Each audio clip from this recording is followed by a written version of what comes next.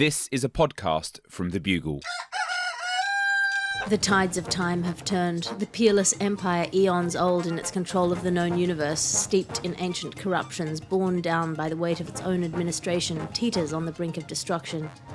On a small planet at the outer rim of civilization one moonless night, every adult has the same dream. The dream of a chosen one, born in luxury, raised in hardship, hungry for a new world, and driven, always driven by the need for the Gargle. This is the Gargle.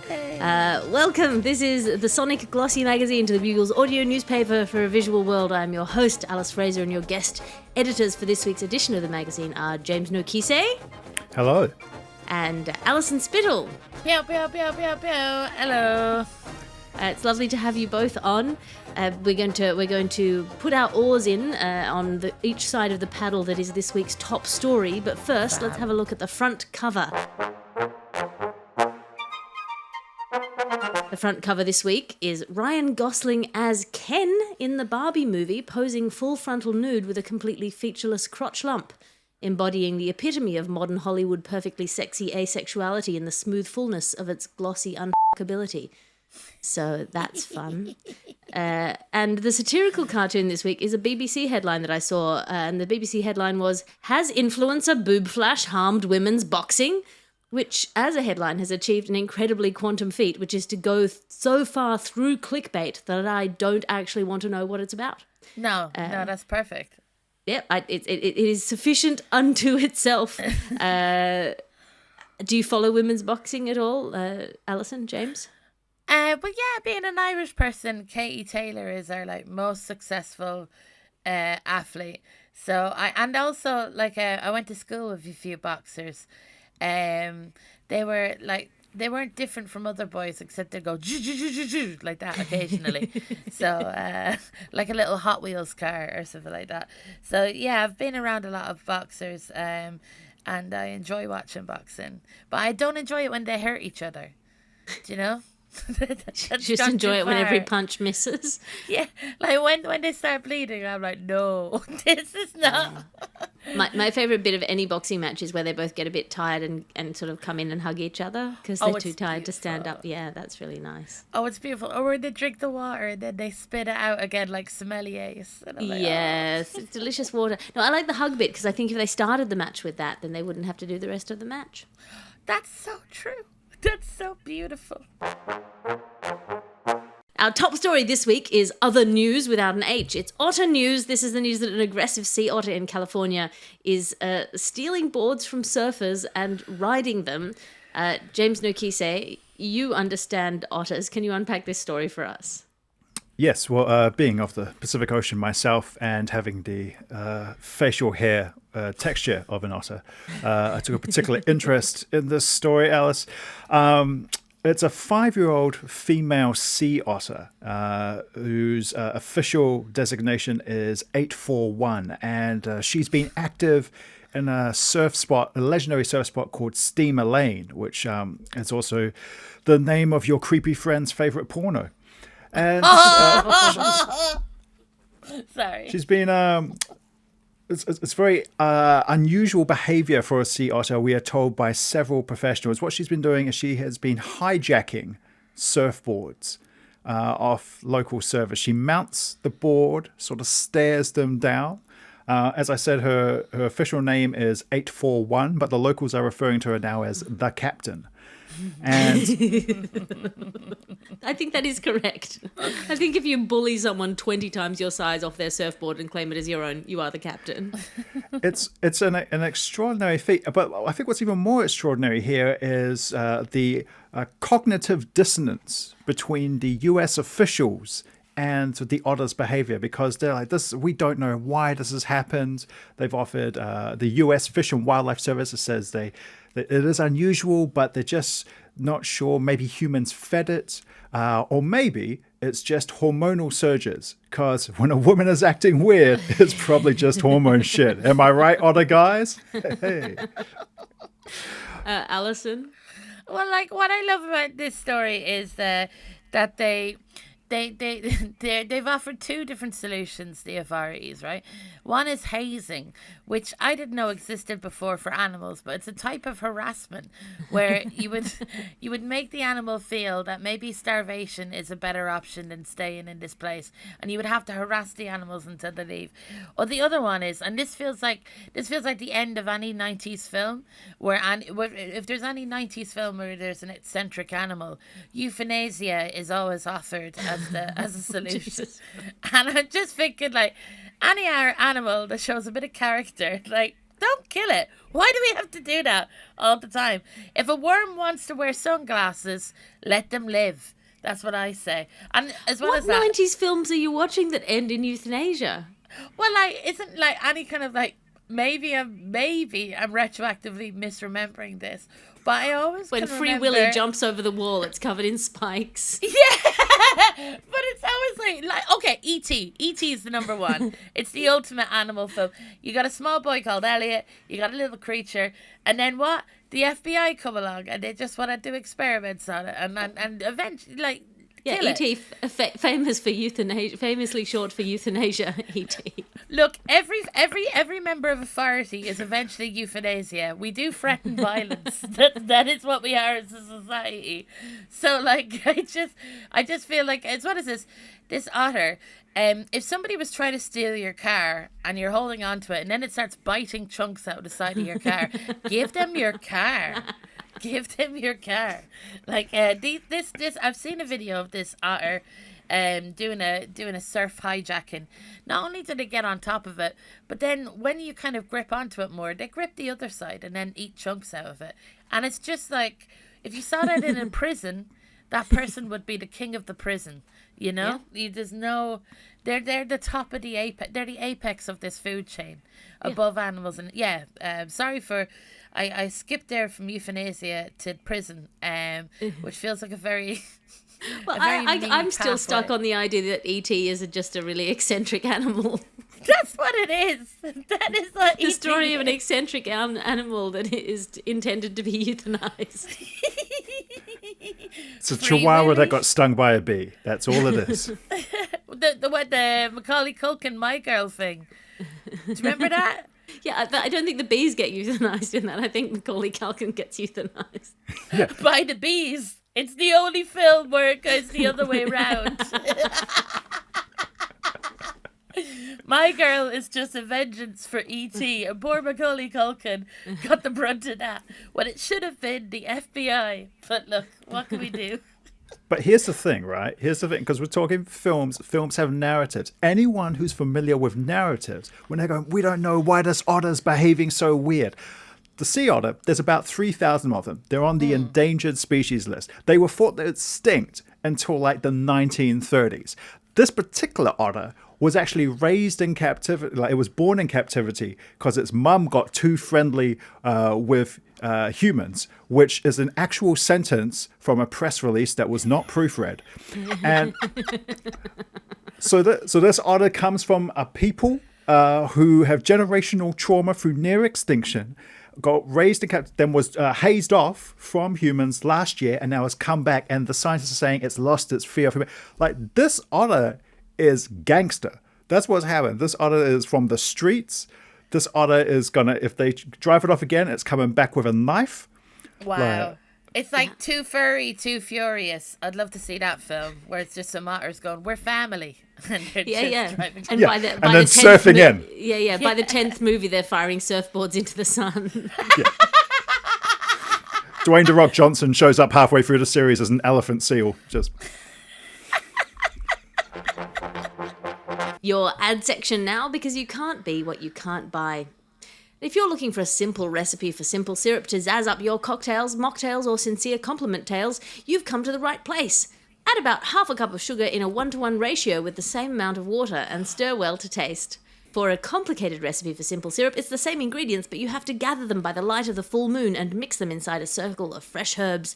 The sugar has to be ethically sourced, including within its ethical sourcing an absolute lack of Western colonial trade routes, and the water needs to be in half a glass of pure heirloom crystal. It'll taste much the same, but you'll feel smugger. And a new novel is out by self-published romance maven and online bestseller D'Ancey LaGuarde. The Seals' Sexy Seal, a futuristic supernatural Navy SEALs romance mystery with a thruple twist. Dane and Sebastian are SEALs, not real SEALs, but Navy SEAls, and brothers, not real brothers, but the kind of brothers you are when you're both Navy SEAls. They're bonded through the camaraderie of their elite military unit, through their shared cybernetic implants, and through an ancient blood bond ritual that should have killed them along with the rest of their unit back in the war in the unspecified place that we won't name lest it make us feel weird for romanticizing these dudes, or ask what they actually did for work other than sit-ups to maintain their perfectly rock-hard and mysteriously oily abs.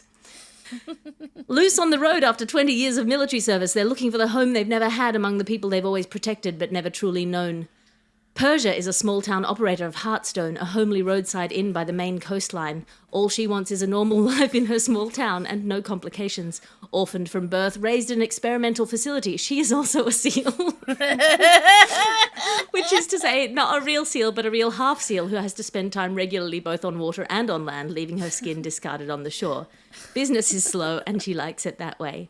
When two abstricken men knock at her inn's door during an ice storm, little does she know that they're about to turn her life and her vagina upside down. Oh no, not her vagina! Trapped together in the inn while the storm rages outside, Dane and Sebastian both find themselves drawn to the buxom Persia, both seeing each other's love and being too honourable to act on it lest they interfere with each other's brotherly penis. While fetching cocoa in the kitchen, Persia finds herself standing too close to Dane, mainly because of his extraordinary masculine bigness filling up most of the floor space. While selecting a book from the library, she falls from a ladder and is caught by Sebastian, who happens to be shirtless for reasons that are adequately explained during the book. Persia is torn by the reawakening of her sexual self after years of celibacy and equally attracted to both men. Heated dreams and scenes of individual furtive and variously guilty self-fingering follow on all fronts. But the triangular tension rising between them can never be indulged. Until one day, certain she's come to some harm while quote-unquote fishing in the freezing water of the harbour, Sebastian and Dane catch Persia coming nude from the ocean, switching her body from sexy seal to sexy lady, and realise she may not be the conservative girl next door they'd both sexistly projected her to be. Can these three sort of seals seal a pact between them for a logistically complex but mutually satisfactory thruppling? Can Dane and Sebastian resolve their complex trauma from the loss of all their comrades through the sensual embrace of a good woman? Can they protect Persia from the sinister wizard/professor who wants to kidnap and study her? The answer is yes. But you'll have to find out how in The Seals' Sexy Seal, now out on all remote rocky shores and in all good ancient ballads. Hey. And that's your ad section for today. I had a cocaine dream like that one. It's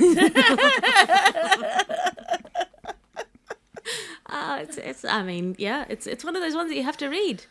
I think it's one of about 14 Sexy Seals books in the D'Ancey LaGuarde oeuvre. Like, in my head, I was just fully imagining her as a seal, flirting with those men and like running a hotel, like with a little hat on. Just want to say that. I mean, if you are a man who is attracted to a seal, just make sure they don't get their nose under your balls. I mean, that could be said for everything, couldn't it? It's a very sensitive area, and the skin is very breakable. Like.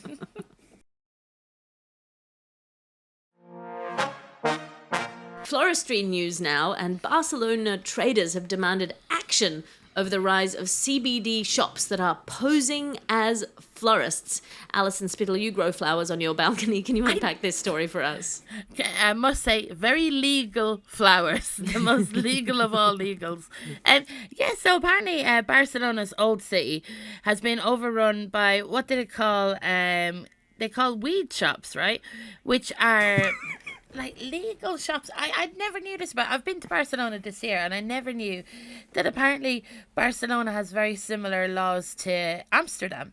So like there are places that you can go to that you can smoke weed, but there's lots of rules, and it's not the authorities do raid sometimes, so it's like it's semi-legal in a way. They do exist, and apparently there's loads of parts of old Barcelona that have been taken over by cannabis shops, but they call it, because it's kind of semi-legal, they can't tell the council it's weed shops. So what they say it is that they're florists, because weeds are a type of flower.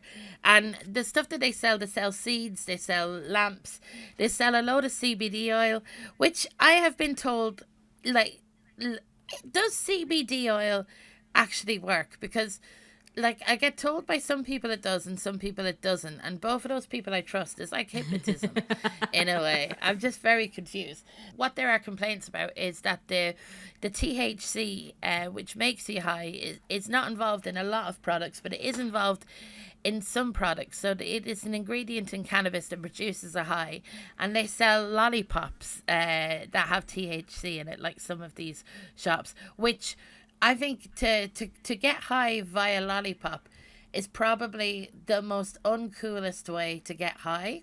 Like, I would rather a suppository. Like, if you could give me THC in a suppository that I had to take publicly, I would rather do that than suck a lollipop, to be honest with you. Any lollipop is a suppository if you're using it wrong. I suppose, Alice, there is that old saying, anything is a suppository if you try hard enough, you know? Yeah, as all of my doctor friends who've ever worked in an emergency department are eager to tell you.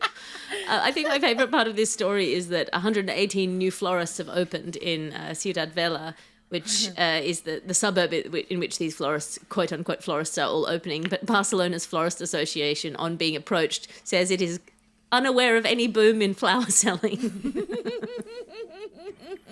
James? I like the part where they're like, look, we are florists who just happen to sell bongs and THC lollies. Because, as we all know, a bong is just an emergency vase waiting to happen. Oh, wow. That'd be the grimmest Mother's Day ever. Just some stoner young lad giving his mum some flowers in a bong. Flowers in a bong. Flowers in a bong sounds like a 1970s like anthem of some sort. It really does. Yeah. So yeah, it's interesting. I went to Barcelona this year and didn't notice that phenomenon at all, but I was just very interested in tapas, to be honest with you. Like, I feel very uncool. Well, who's going to Barcelona to buy flowers? Like, that's the weirdest thing about it being a tourist trap. Like people go, oh yeah, they're setting up to trap the tourists. Like, but no tourist is like going anywhere in the Mediterranean and going, oh, and we must buy flowers while we're here. Well, I have a friend who, when she travels, buys flowers because she has cats, and the cats will eat the flowers if she buys them at home. So when she's away from home, when the cat's away or when the person's away from the cat, the mice will buy flowers. Wow. Yep, that's a very bad story, but yeah, it was relevant, and so I thought it might be interesting, and then I said it and it wasn't interesting, so I apologize. That is interesting, don't you? I'm just there was a part of me that paused because I was like, how long is your friend staying in a place? I suppose maybe if it's a week or two, you are getting the best of those flowers. Your friend is dead right, and don't you ever second guess yourself about what is interesting, what isn't interesting. If it comes out of your mouth, Alice, it's interesting. Now it's time for your reviews. As you know, each week we ask our guest editors to bring in something to review out of 5 stars. James, what have you brought in for us this week? Look, I've brought a combination. It's this haircut, which I got today, and it's very sharp. You'll see he lined me up. Amazing hair. Probably one of the best barbers in the world. Does, I won't say his name out of respect and love. You wouldn't want to advertise him. But 1 star, because while he was lining me up, and if for listeners who don't know what that means, it's when they get the razor blade and make sure it's really nice and high. He goes, are you doing a podcast tonight? Because we've been talking. I go, yeah. He go, oh, look, I've been listening to this podcast. And he interviewed that guy, Andrew Tate. And man, there's some good points. And just started going off to me about the other side of the Andrew Tate case and how we've got... Now... You and listeners might be going, well, surely you rebutted. No, because he had a razor blade to my temple while he's saying just the most outrageous, outlandish stuff I'd heard. And he's been my barber for years. When I'm in New Zealand, he's my guy. We've never had anywhere close to this kind of conversation. And so I've got to give him, I can't give him 0 stars because it's a good fade and it's lined up properly. But... I can't give him 5 stars because rape apology and human trafficking. So one star for my barber today. Oh, I it's get terrible. that. Oh, I feel like if anyone is going to interview Andrew Tate, the only question they ought to ask him is, have you ever done anything good for anyone in your whole life? Because even the things on which he prides himself are just sleazy, seedy, disgusting, exploitative behaviors in order to get power over more people who he then exploits and makes worse. Like, I just don't think he's ever made anyone's life better in the world. Now, look, just for anyone who thinks I'm crowbarring Andrew Tate into this is how we got to Andrew Tate. Are you doing a podcast? I've been listening to a podcast. The podcast is for tax advice. It's a US tax advice, and he's a New Zealand citizen, but I couldn't point that out because razor blade to my temple. On the podcast, they interviewed Andrew Tate. We have never talked anything around Andrew Tate or any toxic masculinity, any of that stuff. We usually just talk about Taika Waititi films and the All Blacks like every other New Zealand barbershop. Somehow, we ended up on the Cobra. Alison, what have you brought in for us to review this week? So many times I think probably my most inspired reviews have been ones that have been very last minute. And so today I thought I would review the act of scatting. Scatting is improvised mouth noises. And I'm going to do that for you right now. And we'll review it together. Okay? I'm living my Kim Cattrall era. Okay, 3, 2, 1. A beep ba, a bow, a ba ba ba do, chicken it, So I think if we could listen to that, I'm gonna give that a 3 out of 5. I'd say. I mean, I would have that as my ringtone, which I think is the qualification for good scatting. Could you imagine being in a theatre, watching a play now? Beep ba, a beep bo, a beep bo, scuddler. Can you imagine being in bed with someone? Well, I mean, if they were doing that seal trick where they've got their nose on your balls, then maybe that's the sound that you would make. Or like, can you imagine that's the last sound you hear before you hear the worst news you've ever heard in your life? So you're like, I wonder, beep ba, ba, bo, ba, ba, ba, ba, ba. Oh, I wonder who this is. Hello? I'm so sorry. Yeah, it's the local police. What? Oh my God. There was like a famous Italian song. I don't know if you guys have seen it. And it was an Italian comedian. And he made a song kind of like that of just like English words to prove that in Italy back in like the 70s. It's so good. Like, yeah, it was like a #1 hit in Italy. And it's just nonsense. It's extraordinary. And the music video is excellent. Incredible. It does an incredibly existential job of unanchoring meaning from reality, but in a joyous way. Incredible. It feels like, the perfect distillation of positive nihilism, and I'm for it. So how many stars? I'm going to go 3 out of 5 because I think it would be hubris to mark myself and my art as I'm going to give it a 3 out of 5.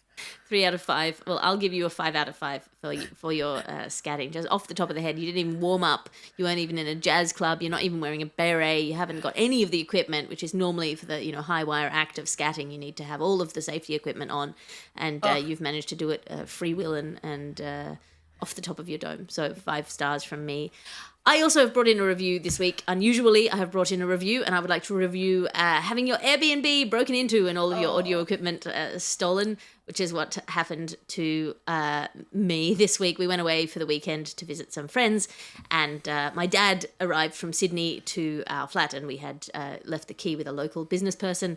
And he took the key and approached the door, but it was unnecessary for him to have the key to open the door because the door had been kicked in and all of our stuff had been overturned and rummaged, and I now have no stuff. So, upsides, it wasn't me coming back from a trip with my toddler on my hip to find a kicked-in door.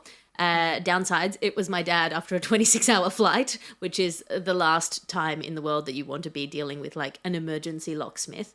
So I'm going to give it 0.5 of a star. 0.5 of a star for getting all your stuff nicked while away on a delightful holiday. The holiday was good though, so maybe 1 star. But the upside, which might redeem this whole experience, is that this podcast at the moment I am doing on a boat. Yeah, I'm on a canal boat. Quite near to where I'm staying, and it's delightful because last year I was staying on a boat. This time last year I was staying on a boat, and I would walk past this podcasting boat every day, and I would think, I should do a podcast on the podcasting boat. Wouldn't that be fun? And despite all of the terrible circumstances that have led to that being the case now, I am now on the podcasting boat, and it's a delight. I think it's called the Pod Boat or the Boat Pod, and I don't think it would be a Google problem because I can't imagine very many of them exist. James? Look, we've been friends for a long time now, but I have to say, sometimes, Alice, I go, what is your life? What is my life? So this isn't the first time I've done a podcast on a boat, because last time I did it, last year, I was on a boat and also doing podcasts. But this is a specific podcasting boat, and you probably can tell from the audio quality that it is a specialized podcasting boat. Can't even hear the geese that are having a fight outside right now. That's how optimized it is. Incredible. On the boat pod, no one can hear you scream. It's just like space. It's incredible. And that brings us to the end of our review section. Now it's time for your mystery news. And this is in a thing that should be in an Agatha Christie novel, but isn't. More than 100 tourists were trapped for several hours in the former home of famed British mystery writer Agatha Christie. So I feel, that's a pretty exciting scenario for murder. Unfortunately for all of us, but fortunately for all of them, no one was murdered during the process of this being trapped briefly in the house as a stormy weather knocked over a tree blocking the road, which would have let them out. James Nokise, you understand the dark heart of British mystery writing. Can you unpack this story for us? Well, look, as you said, it was over 100 people who a tree fell down, blocking the way out in Greenway, which is the name of Agatha Christie's former house, where she spent a lot of time playing clock golf. Whatever upper class British shit that is, croquet, and of course thinking up complicated ways to murder people. Now, it wasn't just tourists. There were staff, there were volunteers, and one small Belgian with a large moustache who kept on asking people questions about the fallen tree and their whereabouts on it. They apparently passed the time, as it was hours, and this is from reports, just drinking tea, which is the most British thing. And more important, they were praising that the tea was free, which is it's almost too British to be stuck in a mystery writer's house drinking free tea. This is pretty cool, man. This is what we paid the big bucks for. I mean, this was reported to Devon Live, which is the local news station, by a woman called Carolyn Heaven. If I can just stop you there, Alice. Devon Live is actually an oxymoron. Nothing in Devon feels alive. It is one of the most boring places in the United Kingdom. Well, she reported this whole situation. She was saying she was very grateful to the staff at the Agatha Christie house who were looking after the tourists for giving them this free tea. But she commented that it's all a bit bleak, which I feel like you're getting your money's worth in an English country home if it's a bit bleak. Yeah, what do you expect? It's England.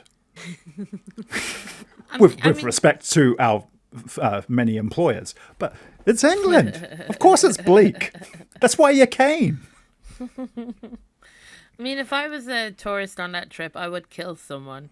It would just the opportunity would feel too just great. For bragging rights. Yeah, I feel like Agatha would be screaming in my head, going, "Please, for me, kill someone." So, yeah, and it's always like people get murdered in Agatha Christie, in any kind of British detective drama, in such fiendish ways. Do you know what I mean? And it's always over a will or an employment dispute. Like, it's never really a crime of passion, any of these Agatha Christie kind of things. It's always a disgruntled butler. And maybe the well, I mean, yeah, I feel like it would be a fairly short mystery book if the detectives walk in and there's a lady standing over the body of her husband holding a large metal teapot and looking guilty. But be more realistic. Do you know what I mean? It's always. I mean, unless she's not the murderer, in which case that's a great book. Someone write that book. Someone write that. Like, it's always like it's always like a groundskeeper that does like an incredible poisoning plot through by putting too many apple seeds in an apple by growing for a couple of years. Like he grows an apple that has so many apple seeds in it that like the cyanide becomes too much and kills this one person. Like it feels like it's always that kind of plot. I love it as well that these people are blocked in by a tree. Like they could leave any other exit, I'm sure. Like they said they were trapped, but they basically were just waiting for help in a warm, sheltered place. They chose that. Tea. Yeah. It's 100 people can lift a tree. Come on. That's... work together. Or start the Thunderdome that you're all hoping will happen. Oh, I'd love that. I think you're right. I think someone could have died at the Agatha Christie house. I just think that if you are someone who wants to murder someone, you wouldn't do it at Agatha Christie's house because no one would believe that it was real. I would hate to die at Agatha Christie's house. I am always afraid of dying in an ironic way. I think people don't want horrific deaths or to have lonely deaths. I don't want to have an ironic death, you know? You'd prefer horrific to ironic? Yeah. I want someone, like, when they hear about my death to either go, oh, or, oh, no. You know what I mean? I don't want that kind of noise. So you prefer your last thoughts were, oh no, instead of, I can't believe it. Exactly. I would rather if someone reacted to my death going, oh my God, no, then, you know.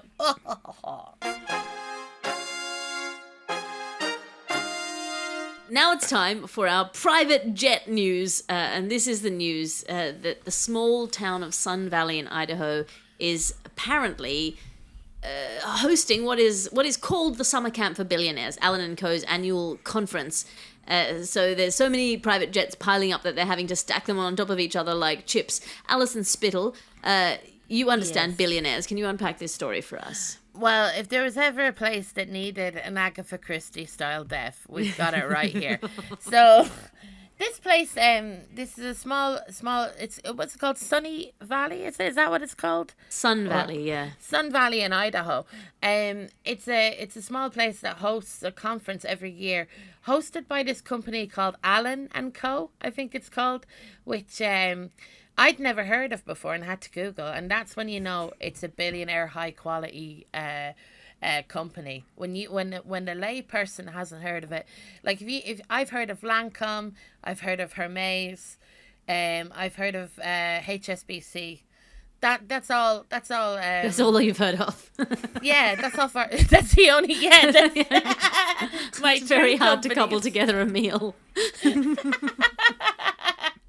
But like, you know, they're supposed to be a high quality product, but I've heard of it. So I know that billionaires don't use it. They use like soap made by Futelstein and Co. or whatever. And this is an annual conference that's been happening since the 80s.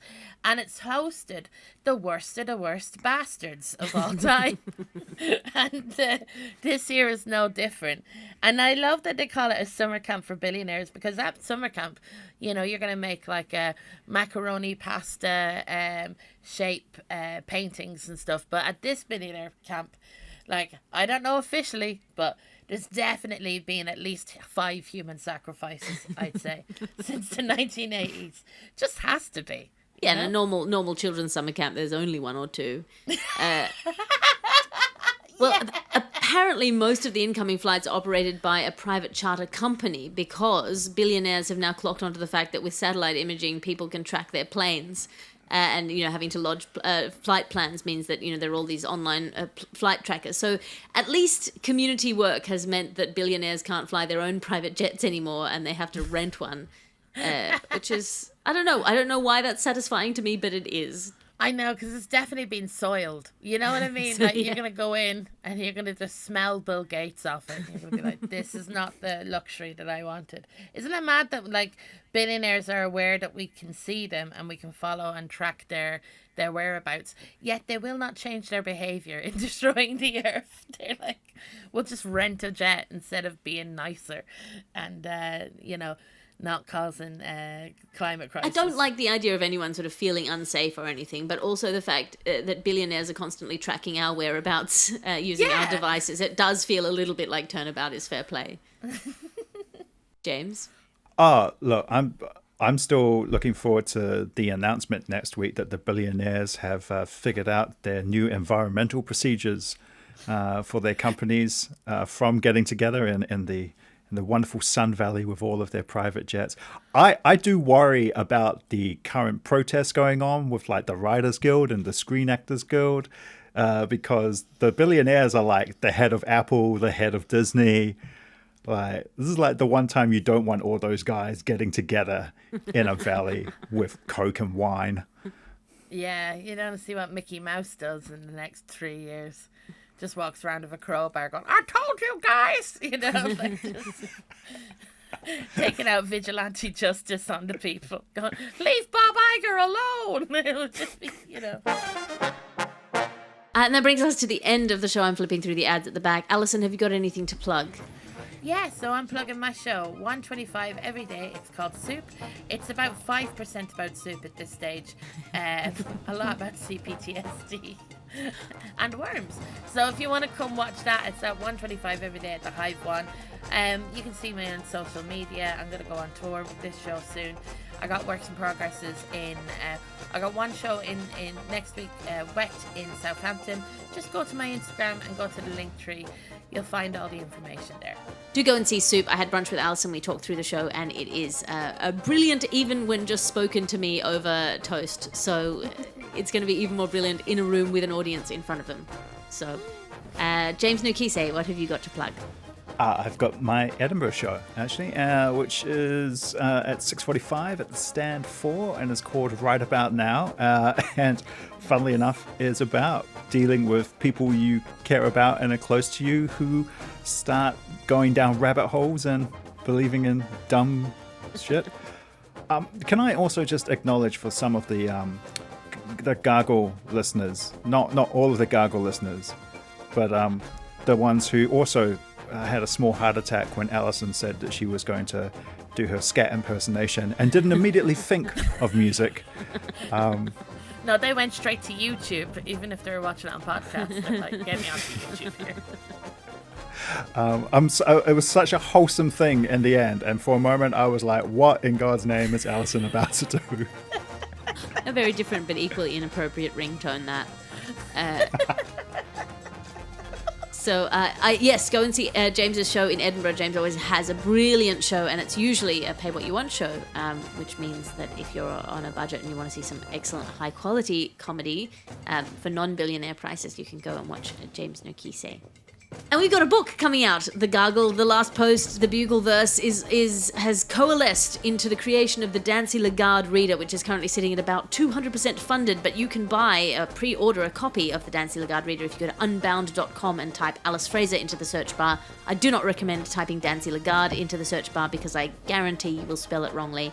But you can pre-order a copy, and the more orders of the book that we get, the more I can hire a babysitter to give me time to write them.